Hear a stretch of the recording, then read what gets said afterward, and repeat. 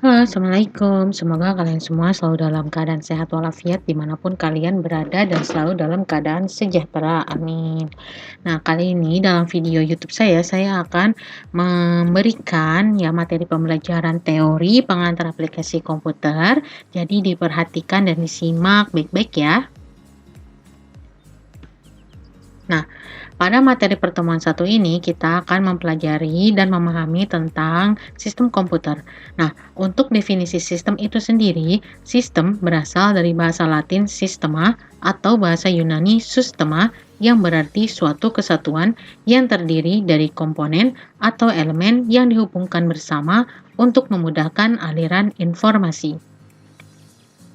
Nah, di sini kalian bisa lihat skema dasar suatu komputer yang terdiri dari input device, kemudian ada tempat pemrosesan, dan output device. Nah, definisi dari sistem komputer adalah suatu jaringan elektronik yang terdiri dari perangkat lunak dan perangkat keras yang melakukan tugas tertentu seperti menerima input, memproses input, menyimpan perintah-perintah, dan menyediakan output dalam bentuk sebuah informasi. Nah, sistem komputer itu terbagi dari 3 kategori. Yang pertama ada hardware atau biasa kita kenal sebagai perangkat keras. Kemudian yang kedua ada software, yaitu perangkat lunak seperti sistem operasi dan program aplikasi. Dan yang ketiga adalah brainware, yaitu user atau kita manusia yang menggunakan komputer tersebut.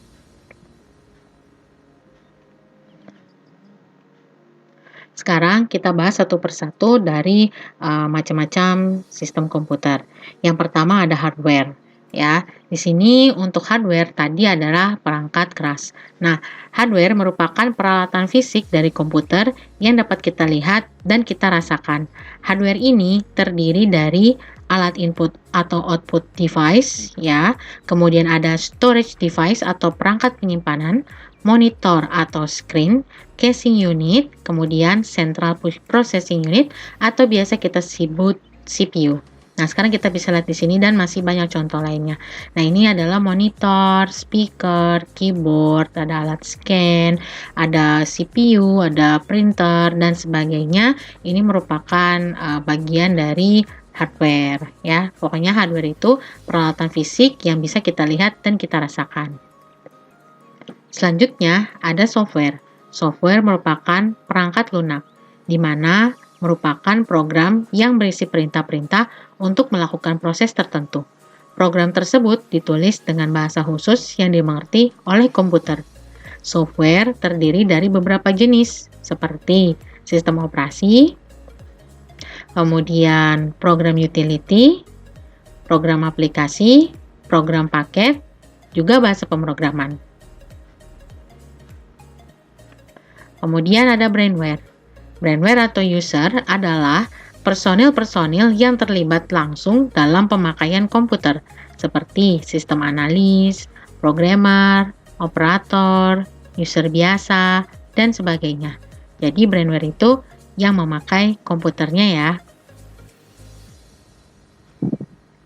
Nah, di sini saya akan menjelaskan mengenai tingkatan pada brainware. Ada yang dinamakan sistem analis. Kemudian ada yang dinamakan programmer, administrator, operator. Nah, untuk sistem analis, dia adalah penanggung jawab dan perencana sistem dari sebuah proyek pembangunan sebuah sistem informasi khususnya yang memanfaatkan komputer. Kemudian programmer adalah seorang yang mempunyai kemampuan di bidang bahasa pemrograman.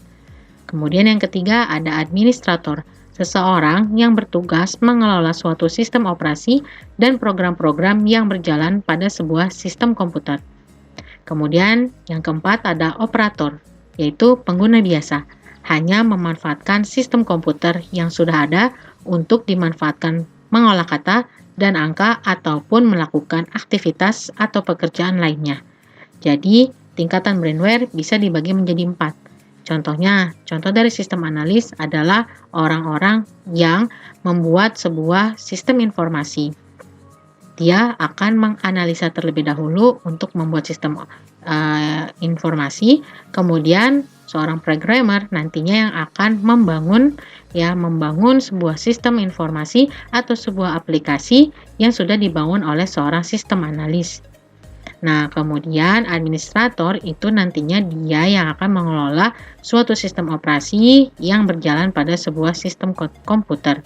Dan operator, kalau operator hanya pengguna biasa yang hanya memanfaatkan sistem komputer yang sudah ada. Kemudian, untuk proses komputer dibagi menjadi 3. Yang pertama, ada input, proses, output. Untuk input, merupakan masukan yang akan diproses oleh sistem komputer. Biasanya, kita menggunakan keyboard, mouse, infrared, bluetooth, wireless, dan sebagainya. Kemudian yang kedua ada proses. Proses merupakan pengerjaan yang dilakukan oleh sistem komputer. Misalnya, mengatur font menjadi lebih besar ukurannya, dan sebagainya. Kemudian dilanjutkan yang terakhir adalah outputnya, yaitu adalah hasil dari pengolahan input, misalnya seperti kita bisa melihat tampilan dokumen yang bisa kita print atau hanya kita preview, ya, kemudian kita bisa menyambungkan, mencetaknya dengan printer. Nah, jadi apa itu aplikasi komputer? Coba kalian jawab dulu.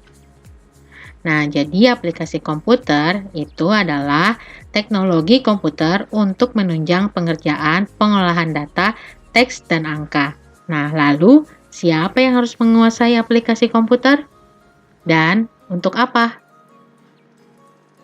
Kalian jangan lupa jawab di kolom komentar ya. Nah, untuk pertemuan minggu depan, kita akan membahas tentang perangkat lunak atau software. Yang harus kalian tahu dulu, macam-macam perangkat lunak ada contohnya seperti perangkat lunak aplikasi, sistem operasi, perkakas pengembangan perangkat, pengendali perangkat keras, perangkat lunak menetap, perangkat lunak sumber terbuka, perangkat lunak gratis, perangkat lunak uji coba, dan perangkat lunak perusak. Nah, coba ya, kalian cari contoh lainnya dari masing-masing perangkat lunak di atas. Misalnya nih, sistem operasi contohnya Symbian, Android, Linux, Windows, dan sebagainya. Ya, kalau bisa komen ya di kolom komentar. Nah, itu tadi pembahasan pertemuan pertama tentang pengantar aplikasi komputer. Semoga dapat dipahami. Mudah kan? Selamat belajar, selamat bekerja, sukses untuk kalian semua. Wassalamualaikum warahmatullahi wabarakatuh.